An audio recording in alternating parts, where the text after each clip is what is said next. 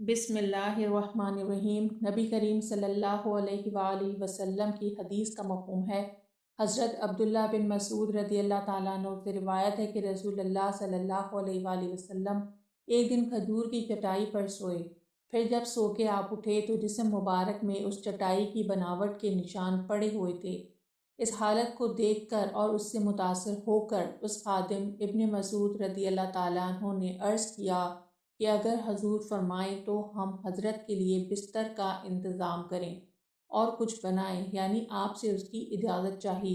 ارشاد فرمایا، مجھے دنیا سے یعنی دنیا کے ساز و سامان اور اس کی راحتوں اور لذتوں سے کیا تعلق اور کیا لینا؟ میرا تعلق دنیا کے ساتھ بس ایسا ہے جیسا کہ کوئی سوار مسافر کچھ دیر سایہ لینے کے لیے کسی درخت کے نیچے ٹھہرا اور پھر اس کو اپنی جگہ چھوڑ کر منزل کی طرف چل دیا۔